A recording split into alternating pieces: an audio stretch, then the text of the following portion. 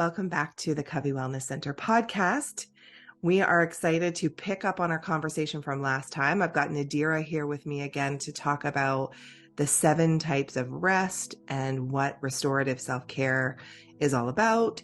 And we talked a lot about full breath living, where we're balancing our outputs with our inputs and really making sure we're restoring our systems to be giving and moving and living in the world. And so last time on the podcast, we introduced this topic. And so this is part 2 of a little mini series on sacred rest, the 7 types of rest, the work that was done by Saundra Dalton Smith that we use a lot in our practices with clients to create self-care plans. So if you did not listen to that podcast already, you might want to go back, because that's kind of the intro to this one, and then come back and listen to us after. But for those of us who were here last time, we might just need a quick jog of our memories. So I'm just going to run through the 7 types of rest that we talked about in brief, and then we're going to jump into some other more sort of practical application tips today with Nadera. So again, pop back to the last podcast if you didn't hear it already, because that's going to give you the foundation for the rest of the conversation that we're having today. Okay, there are 7 types of rest. The first one we like to talk about is physical rest. There's 2 components to this, active and passive. Passive is what we think about with sleeping or naps with physical rest. And then active is really the restoration through movement of our bodies. And that can take a number of different forms as well. We also have mental rest. And mental rest is really about being able to quiet our mind, being able to find stillness, not to be overwhelmed mentally with unhelpful thought patterns. So there's a lot of restoration that we can imagine happens a lot in therapy around mental rest specifically. Spiritual rest is really kind of existentially charged, where you're thinking about your connection to something broader and bigger than yourself, and your meaning, your purpose, your connection to God or creator or spirituality of some kind. But it's this sense of being something bigger and having awareness of that in your life. Emotional rest has to do with having spaces where you can safely feel and share about your emotional landscape, where you can be restored in terms of the emotions that you need to process. And so that's a really important form of rest too, especially in therapy work. Social rest is another one we don't often think about. And that's really connection with life-giving people. Where are we getting restored by the relationships that we have? And also, how are we practicing solitude, not isolation, but solitude, where we choose to step away for a time to re-engage, right? And balancing that out. Sensory rest is one about our 5 senses and the overwhelm to those inputs and the need to calm sort of those sensory awarenesses, things like, noise, sight, touch, things that might sort of be bristling in some way in our systems. And we need to find ways to soothe or restore the capacity there. We talked a little bit about that last time. What am I forgetting, Nadera? I've forgotten one, I think. Creative rest. Is that the only one I've forgotten? I think so. Okay, awesome. This is the great thing of having somebody on your podcast with you. So creative rest, funny, I forgot that one because it's one of my favorites, but it is an easily forgotten one for people too. And creative rest is really about connecting in some way to beauty, whether that's through actual like creation or nature, or whether that's through art, or whether that's through something that just somehow touches down into that value of beauty in the world. And that could be listening to music. There's lots of ways to find creative rest, but it's often one people don't think about. So that's the overview. And again, there's more on the episode that we already recorded, where we go a little more deeply into the definitions of those types of rest. But that's a quick recap for those of us showing up today. And we want to just start off by thinking about so now we know about these 7 types of rest. So now what do we do with this? How do we use this information to help us? And we did talk last time about Dr. Dalton Smith has created a quiz that you can take that's a self assessment tool that can kind of give you an idea of where your levels are of rest, your need in each of those categories. So that can be a good place to start. But we want to talk really about what's the benefit of sort of targeting specific areas of rest. So let's say you do the quiz and 2 or 3 of them emerge at sort of the top end of needing the most rest. Nadera, why don't you talk to us about the value or benefit of kind of targeting those areas, and what that might look like for somebody? Absolutely. I like to think about it, say you're going to the doctors for something specific, and they tell you about a whole wide range of strategies to use, and nothing's really specific to what it is that you went in there for. So what it is that you're actually looking for. Well, then Mm-hmm. you're kind of left in the dark because you're not fulfilling your need to have whatever it is be structured or have any kind of solutions for what it is that you're looking for. So Mm. targeting your type of rest allows you to pinpoint exactly what type of strategies you can use. Mm. A lot of people come into therapy, we talk a lot about different strategies and coping mechanisms that you can use. But are they effective if you don't know when to actually use them or when to apply them for the benefit of achieving some sort of rest in whatever that category is that you're in a deficit for? So being able to pinpoint physical rest over maybe the rest of them, if that's the one that you're in a deficit for, then you know that these are the things that you can do. So either the passive or the active types of rest, again, honing in on what it is that you're looking for. Some of these can also be stackable. So let's say you are lacking a deficit in the mental and the emotional rest categories. Then you know that maybe what you need is not a yoga or a long walk. Maybe it's more stillness in the sense of journaling or going to therapy or connecting with someone deeply and being able to Mm-hmm. share and express. So it just allows you to pinpoint what to use, what tools to use for exactly what it is that you're specifically looking for. Yeah, I love that. It sort of speaks to that customizable plan, right? And so it's not a one size fits all. People come to us, and really that's the nature of Dr. Dalton Smith's work, is that people were coming to her medicine office, her family medicine office, and saying, "I'm tired," and she couldn't just say, "We'll get some more sleep," because the fatigue, and the drain was not necessarily specific to a physical, area of rest, right? So to be able to really pinpoint and tailor your plan and your strategies, you kind of get more bang for your buck in a way, right? Like you Absolutely. end up really saying, okay, if I have only so much self-care time, like, let's be honest, we're all struggling to manage the balance Busy. of our lives. And so if I can only have 20 minutes or an hour extra in a day that I can claw back to try and give myself a bit Yeah. of support, where do I need to spend that? Do I need to spend that sleeping in or going to bed earlier? Do I need to spend that in a conversation with a life-giving friend or a therapist? Do I need to spend that on some kind of a creative project or connecting with a spiritual community? Like, where am I best going to invest that time? Because maybe other things are in place. Maybe you have a really great sleep regimen already, and you're still feeling tired and you're wondering why. This is a good way to explore that and say, well, what could be the drain, and really tailoring that. And so I love that, because I think when we try to sort of paint wide brushes over any particular strategy or modality as if it fits for everyone, I don't think that works. I mean, we're all It's so too unique broad. and individual, right? So yeah, I think it's really a neat way to take stock of what's drained and then be really intentional about how you're going to address that and create a toolbox for that. So Absolutely. yeah, so let's talk more about that. Let's get into some really specific tools. And as we just work through those 7 types of rest, what kinds of things could people introduce in those areas if they found themselves in a deficit? Some people might be listening and saying, I know for sure that I have a spiritual deficit because I have been disconnected from that part of myself for a long time. And I know that that's something that's fatiguing, that's missing in my life. Yeah. But I don't know what to do about it.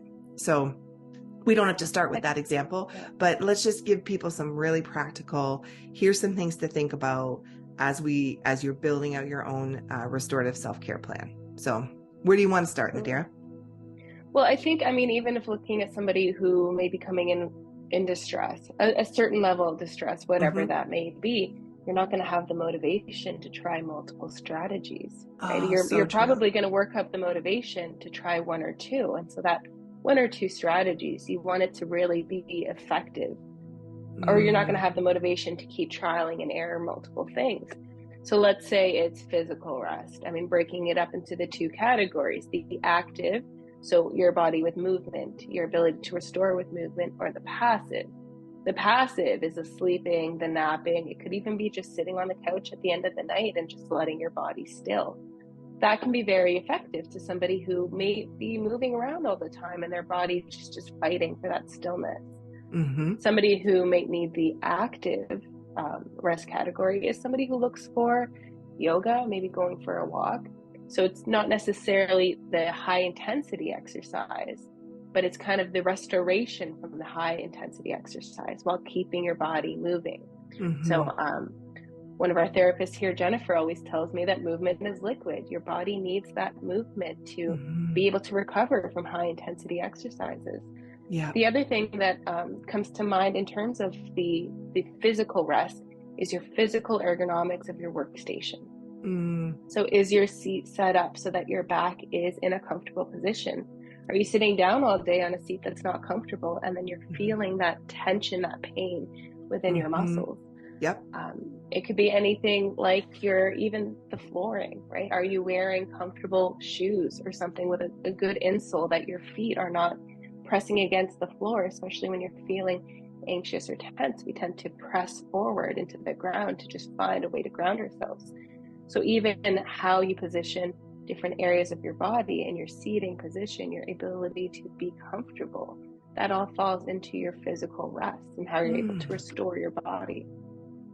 That's so interesting. And one principle that's coming out of that, just our discussion of that first type, is this idea of not the idea is not to overwhelm yourself, Yeah. right? And so I'm feeling that I need some rest. And now I'm going to build this plan with, 7 categories and 3 subcategories for each and have to implement it because the truth is we're tired. Yeah. We're not gonna have the energy to do that. So targeting those 1 or 2, maybe 3 areas and because sometimes, and we can talk about this later too, we can stack them, like you say, Yeah. one strategy might overlap, and we talked a little bit about that last time, but we'll probably see examples of that today Mm-hmm. too.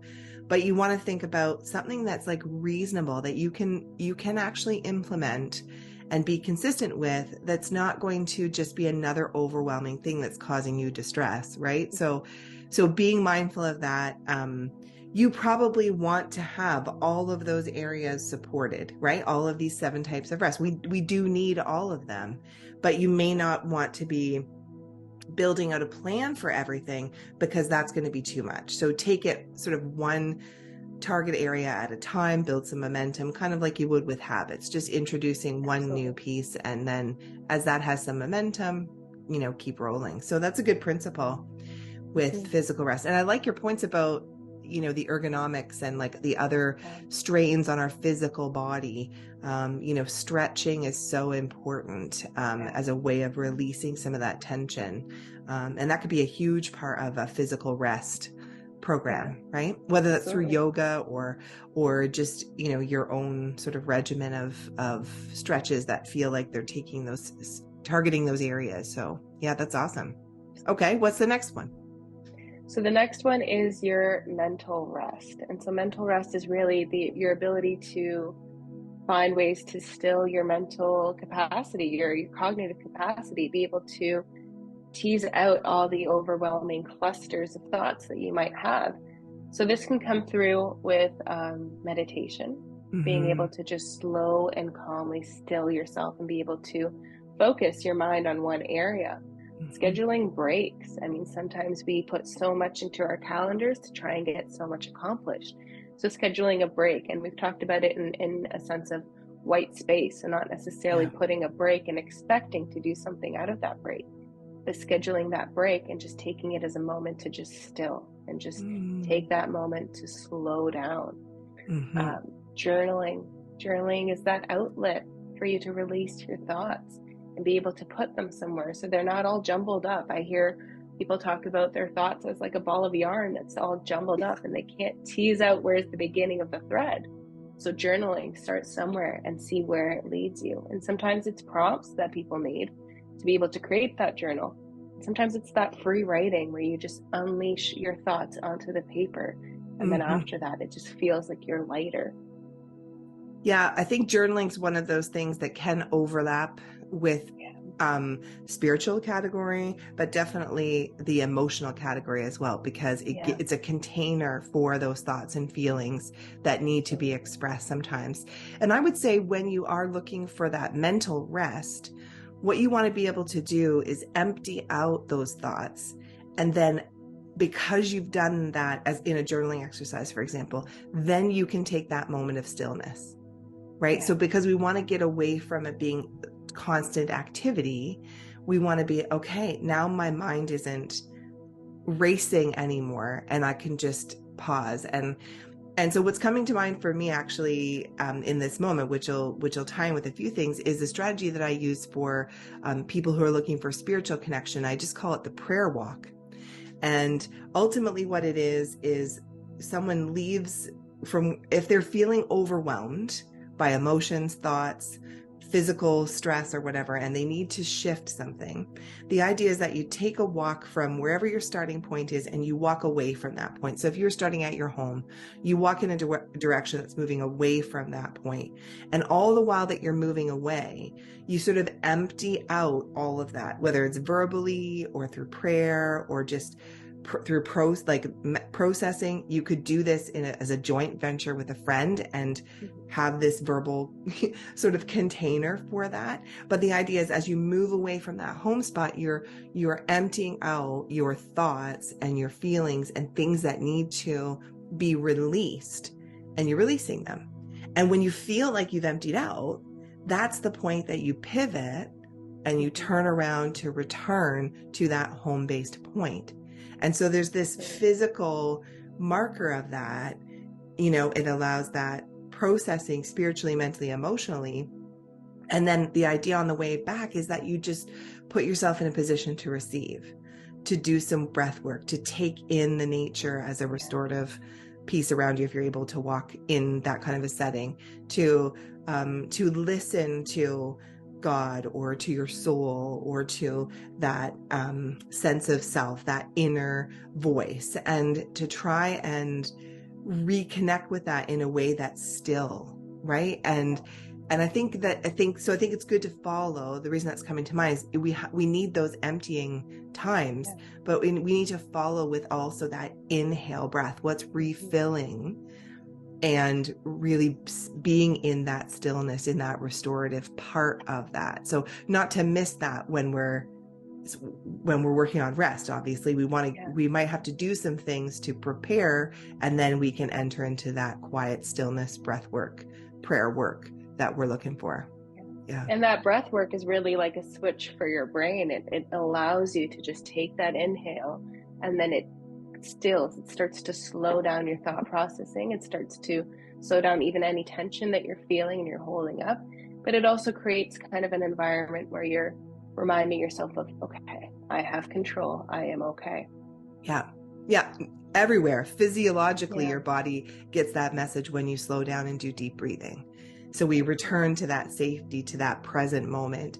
We're out of our anxious racing thoughts and calming our minds. I think breath work, there's so much to be said about that. We're going to do a podcast with our yoga coach, Nancy, around breath work as a starting point on that topic. But it's one that's is essential. It's sort of foundational, kind of that back to basics, like, sleep, movement, nutrition, kind of basics. It's in there. Breathwork's in there, and it covers off a lot of what we need in terms of restoration. So it's definitely an anchor point for people, and it is a way of bringing our attention to the breath and away from that racing mind. Yeah. Absolutely. Any other thoughts for mental rest before we move on? I think one of the very most important ones is therapy, right? Being able to sit in an environment and share and unload that to somebody who is going to create that safe place for you, somebody who's going to be there sitting in that environment in a non-judgmental stance and take in that information and help you process through it. Sometimes unloading that information, it can still feel a little bit overwhelming depending on what that information is. So the help of somebody to help you process and identify your areas that maybe your areas of worry and the strategies you need to use around it, or the areas that, you know, maybe you haven't really given a lot of thought to, but they've been sitting in your head and you can't really make sense of them. So having that other individual there, that therapist there with you in that environment is a great way to just release all the mental clutter that you're feeling in your head and be able to work through it with somebody. Yeah. I think there's a big difference between like unproductive thinking and productive thinking. And I think a lot of the clutter is where we get stuck in looping or ruminating thinking or negative, you know, thinking or distorted thinking that's unhelpful to us. And so therapy can restore that mental clutter in the sense that we can give it a pathway out of that loop that's keeping you stuck. And so we're quieting the mind because we're giving it a different pathway to take cognitively. Right? We're discussing things, we're reframing them, we're finding different strategies to regroup, to make connections, to make meaning, and that moves the processing forward, which is so helpful cognitively because we don't have that stuck, you know, racing brain that's keeping us up in the middle of the night, right? And so I think that external person who can help you really make that productive processing happen, that's going to bring a greater degree of stillness to your thoughts in general, and that's going to allow you some rest for sure. For sure. That's a great example. Yeah, we don't want to forget about therapy. This is Covey Wellness Center after all.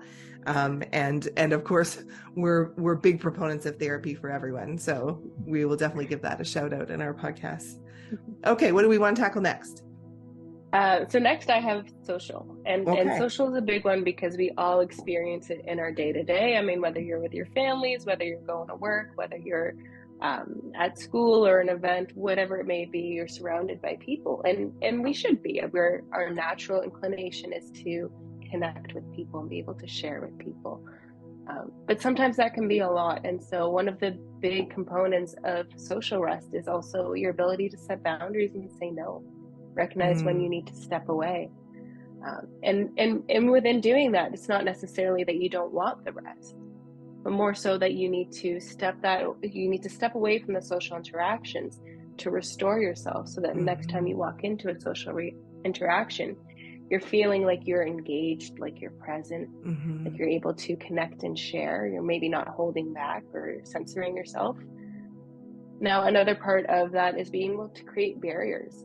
So say you're connecting with somebody, but you're not feeling so fulfilled, you're not feeling so restored. Maybe they're making comments about things that you're not really comfortable with.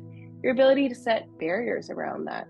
If you're going to be in that social interaction, how are you managing your time with it? Are you making sure that you're feeling connected, that you're feeling restored? Are you letting social interactions maybe get to you? And so creating some boundaries, barriers around that. And then finding ways to connect with people that actually restore you. So you're walking into a space with somebody and you're feeling that life-giving person just giving you their energy. So you're connecting with them, you're sharing with them, you're feeling comfortable. And then you walk out of that social interaction and you're hoping for the next one. You're excited about the next event that you might, or the next time you might see them, rather than feeling drained and withdrawn from social interactions.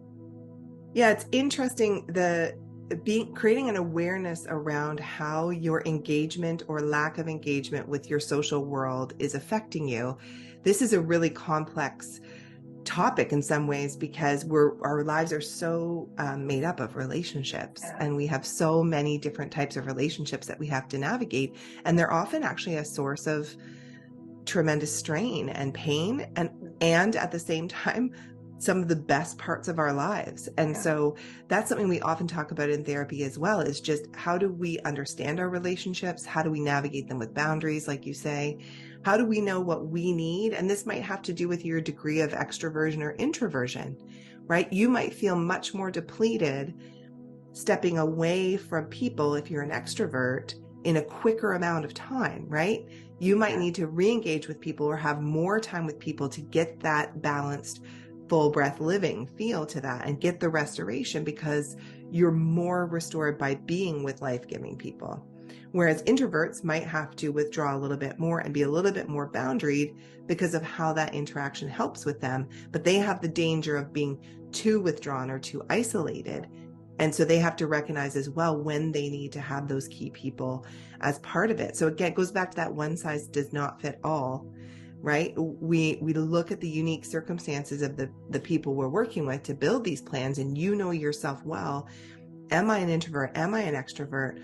Am I in life-giving relationships? Are there relationships that are actually really toxic or deflating or degrading in some way even?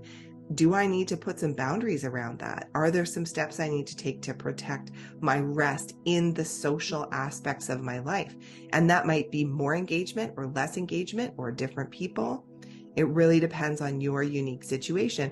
And even, honestly, even season of life. And that's true for all of the rest, actually.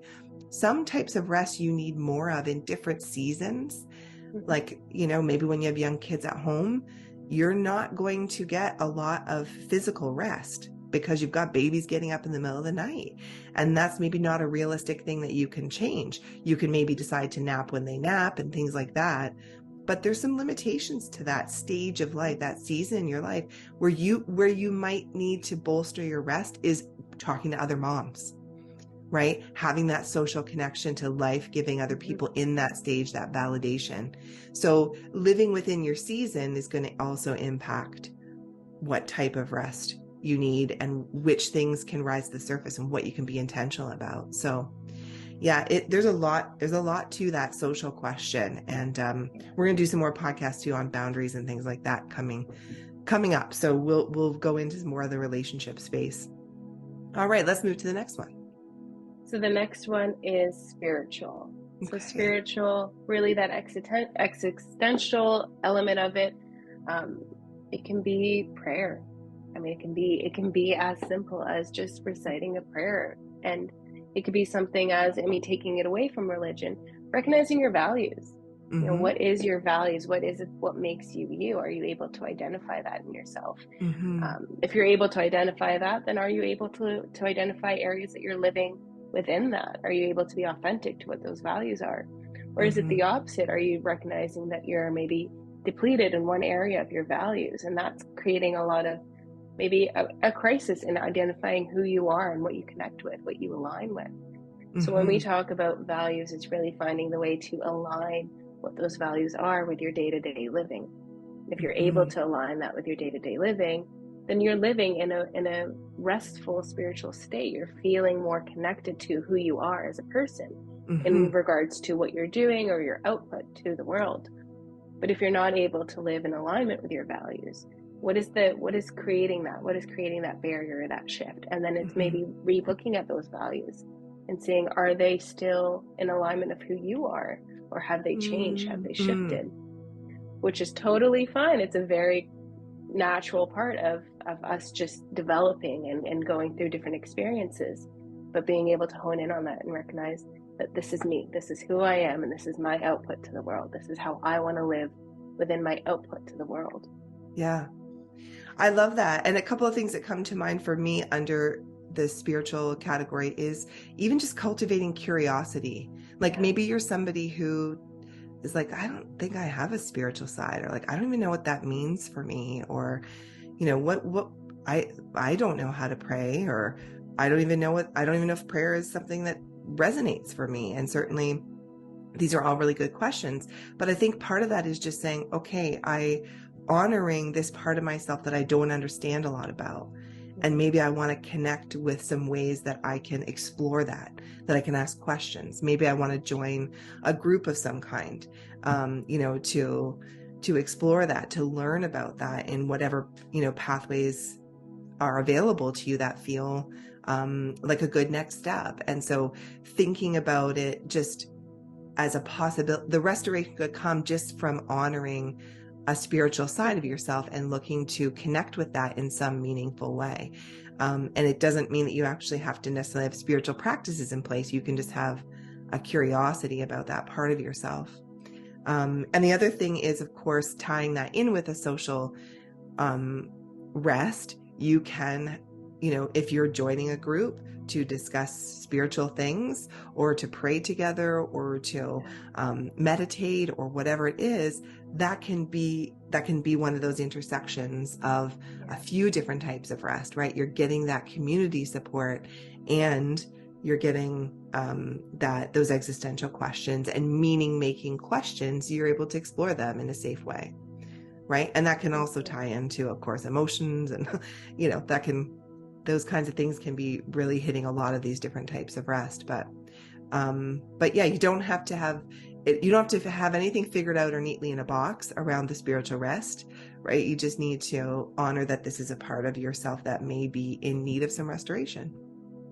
Absolutely. Yeah, love it. The other thing I think about with spiritual is also your work, what it is that you do. Does it fulfill you? Do you feel like you go to work and you have that sense of greater purpose? May not necessarily be that the work itself is a sense of greater purpose, but are you feeling that within your work? Are you enjoying it? Are you finding that sense of belonging and purpose and something greater than just your maybe 9 to 5 day to day? It's that kind of extension of that. What is it doing to you to fuel you for your next work day? Is it fueling you for your next work day? And if it isn't, that might be a sign that, it's time to take maybe a step back and recognize this is maybe not fueling me. So what is it that's happening in between? Is it that I'm struggling with a mental deficit, right? And it could be intertwined with that. Is it that the mental deficit is getting in the way of me recognizing that greater purpose for myself? Is it a sensory thing? Are you struggling with maybe the work environment and that's not fueling your greater purpose? So it can tie into a lot of things. And I think spirituality is one of those ones that can be connected to every single other type of rest because it connects so nicely. It's that greater sense of that extension of who you are. Yeah, that meaning, that fulfillment, feeling like your life matters and your actions within it matter and the choices you're making matter according to your values, according to your beliefs, according to that sense of connection with something bigger. Yeah, you're right. And I think as the listeners are going through, they're going to be making different connections too, as they're hearing us talk about this, like, oh, well, this would be a strategy I could use that would hit these 3 different ones. And so there's a lot of this, there's a lot of ways to be sort of efficient, if you will. I hate that word with your self-care because I want you to not have to feel that you're being efficient. But the truth is, if you only have a couple of minutes every so often to do a few strategies, then you want to be able to maximize that time, right? So so we do need to be thinking about things that are going to be synergistic that way, right? Absolutely. Yeah. What's next? Okay, so next I have sensory. So again, really your input output of your 5 senses. For this one, I think about electronic breaks, and that comes to mind first because I feel like we've done a lot with electronics within so many years. I mean, whether it's Zoom meetings, whether it's being on your phone, whether it's the electronics in your car, in your home, there's electronics everywhere that you go. When you go out to stores or anywhere that you are, there's always going to be electronics, and that blue screen can be very hard on your senses. But structuring your space. So maybe it is that you're stuck on a computer all day. What is your space around you? Are you having that natural light input? Are you having that comfy seat where you can just soothe your body? Are you having, touch, whether it's a fidget or something that you can just maximize some kind of energy with? But structuring your space is very important. It could be the lights that you have. Those fluorescent lights can be very hard on your eyes and really create a strain. So having that change in light, but also your ability to find stillness. So within sensory, your 5 senses are working all the time.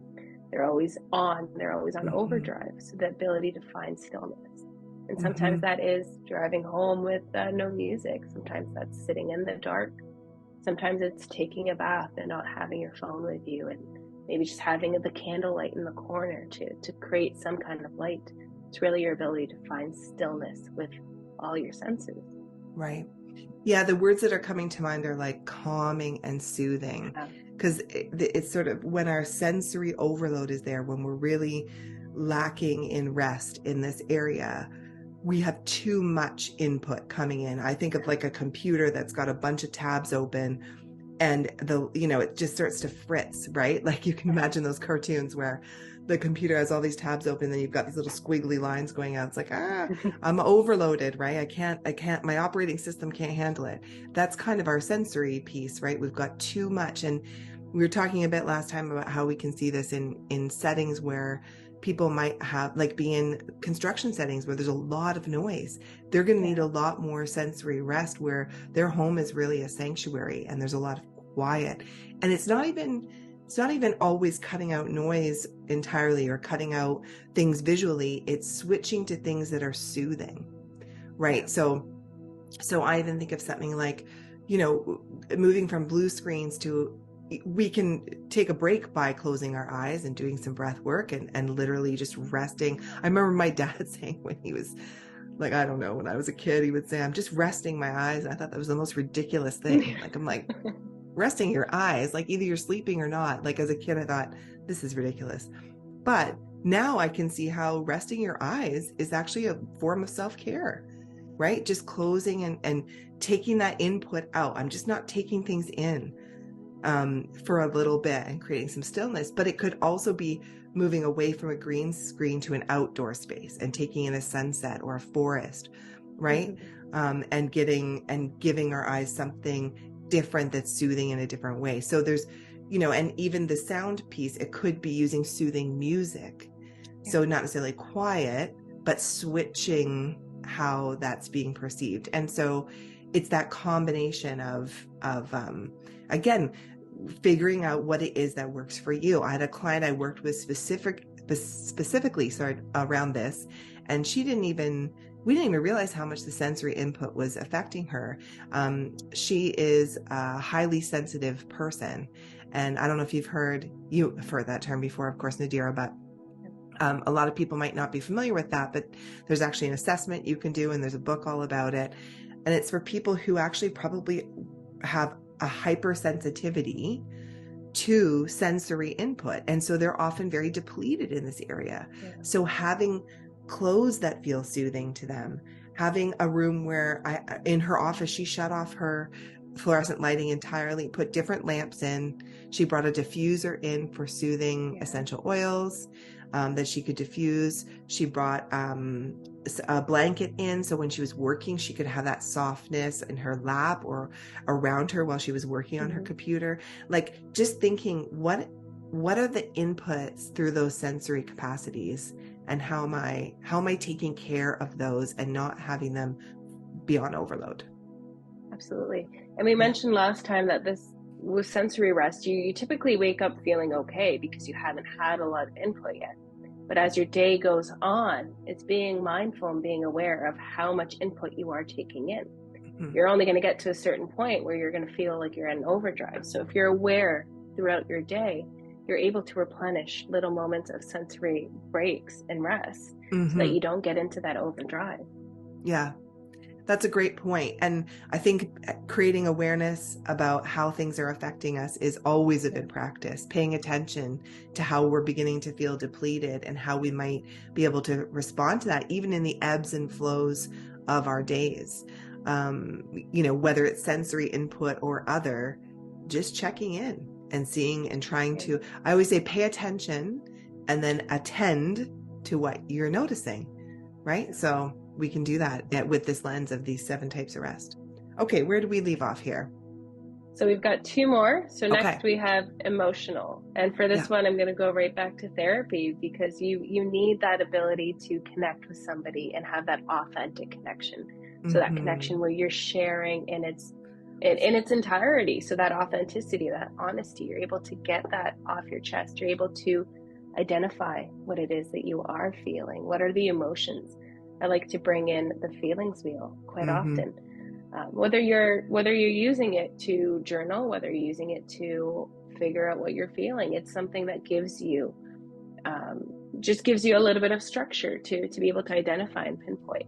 So with the feelings wheel, I mean, we've got the words in the middle that we typically have the most language for, and then it kind of goes out. There's another layer and then another layer after that. So we start and pick pick a couple and see what resonates. And then through that, we can talk through it and see, is Mm-hmm. this what you're really feeling? Is this the emotion behind what's going on right now? Could it be this one? And sometimes we look at things like you're feeling sad, but really it's coming from a place of grief, or you're feeling irritated, but it could be overwhelmed, right? Maybe you Mm-hmm. have too much going on.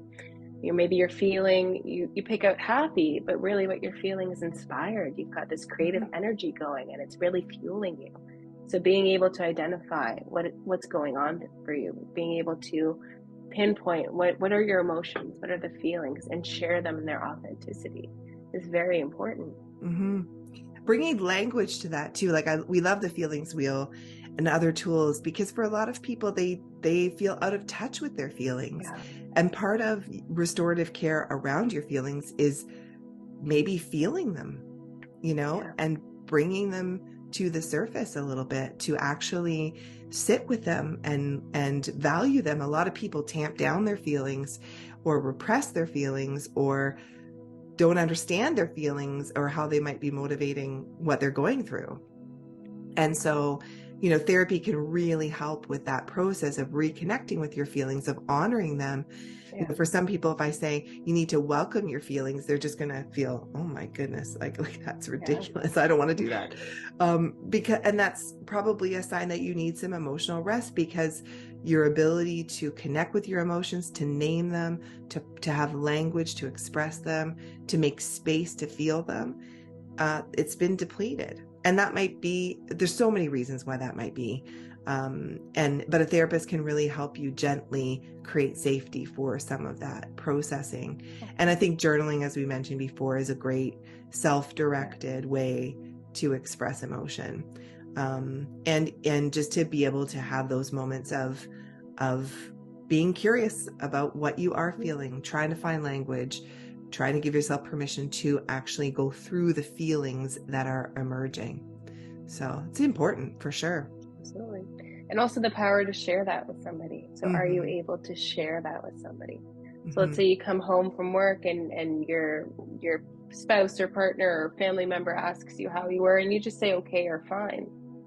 But somebody who is doing well in terms of their emotional rest will look at that question and think, I had a really rough day today, and I got a little overwhelmed, I got a little upset around midday, this happened, but I was able to turn it around and really be able to share your day with somebody. That's a great part of emotional rest, is not holding it in and being able to feel comfortable sharing it and putting out there with somebody that you trust. Yeah. And being the person who makes space for another person to do that, whether that's a partner or a kid or a friend.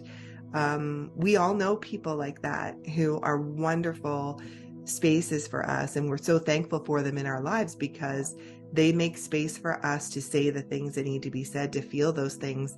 And that's really an important person to have in your social rest connections as well, right? Or persons. We need to have lots of Absolutely. people who can do that, and to think about offering that space for other people as a gift we can give them. Emotions are really complex, and we can be feeling we're not in one lane with our emotions. It's not, they're all swirling together. We can have lots of them happening at all the same time. And so, really making sense of that. The phrase in some therapy is like, name it to tame it, right? If we can make sense of that, we can work through it. We can move through it, and make some progress around that, and not just feel that swirly chaos that can sometimes come with emotions. So that's great. Okay, what's the last one? Okay, the last one is creative, and I think I mentioned last time this is probably one of my favorites, because it's really just that curiosity element, like we've talked about before, and just being able to open that up. So that open kind of mindset, that going for a walk and being able to look at nature and feel and experience the beauty of nature. It may not even be nature, it might be art, and that's something that fuels you, that new creative energy that comes out of it. A lot of artists don't really start with a plan, and they just kind of let it come to fruition as it is. And so that's going to be something that's very important in a creative rest. Are you able to look at something and find beauty within it? Something else that comes out of creative rest is, music, finding new music that you enjoy. Maybe it's a new book. Mm-hmm. Maybe it could be even a new friend that you meet, somebody that you connect with. Something really, that newness of beauty. Are you able to look at it and see, this is something that I can work with, something that replenishes me, that excites me, that inspires me? Um, we can even look at creative rest in terms of your space, your physical space. Mm-hmm. Are you able to look at your physical space and look at the wall, right? The things that you have on the wall or plants around you, and feel that beauty within them. So plants, decor that you have, it could even be switching it up every once in a while. Not necessarily redecorating your space, but maybe adding a new plant. And how does that change your space? How do you walk into a room and view that plant that's there and see that beauty within it? Mm-hmm. I think these are all things, and within creative rest, I think people who are exploring some things that might be restorative for them, they'll know, just like with the other forms of rest, you'll know if after doing or implementing this strategy, do you feel restored? I mean, that's the ultimate question. So do you feel restored by buying a few new throw cushions and adding a couple of plants to brighten up and change some colors in your space? Often people will say, I do, like sitting in that space feels more comforting or more energizing to me, or whatever it is. And those things matter. I mean, we know that here at Covey Wellness Center, because we were really particular in working with my friend Sonia, who's a designer, on how we want this space to feel, because people do take that in from a sensory standpoint, but also creatively, we want people to be in a renewing energy, right? And I think that's interesting. One thing that I've added is poetry. Yeah. So one thing I've started to add back, and I'm first an English teacher, an English major back. So I kind of harken back to some of my childhood when I used to write poetry and express myself and write song lyrics and things like that. So when I read poetry and I sit with those words, that's a really creative and restorative practice for me. And I appreciate just the beauty of language and the skill of those poets to craft that. So there's so many different ways that this could come about.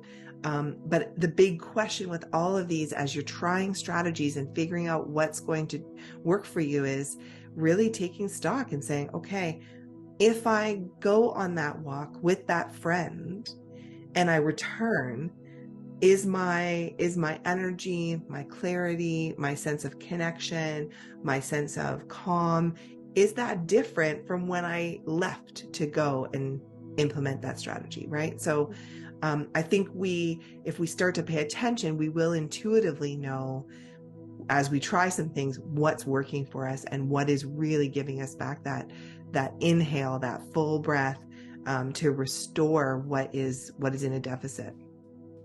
Absolutely. Yeah. Well, we have had a really great chat today, getting into some more specifics. Of course, we haven't given an exhaustive list here by any stretch, and there's lots of different ways to create your own customized plan, right? Within these areas that you feel you're determining, I think there is some depletion there. I think I need some restorative care there.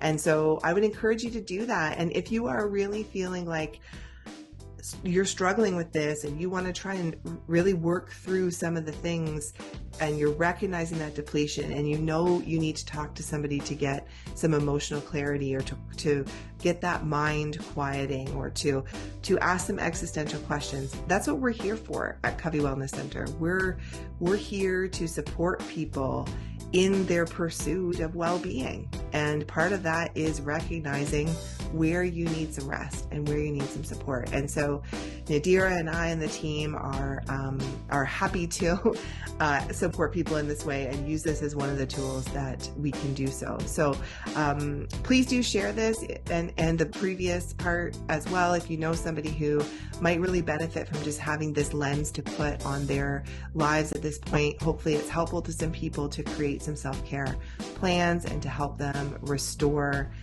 what is depleted within their lives and start to feel that vitality come back.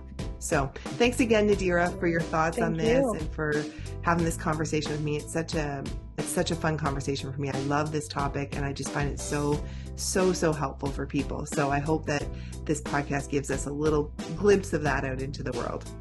And I look forward to our next chat, whenever that might be. Thank you so much, Sarah.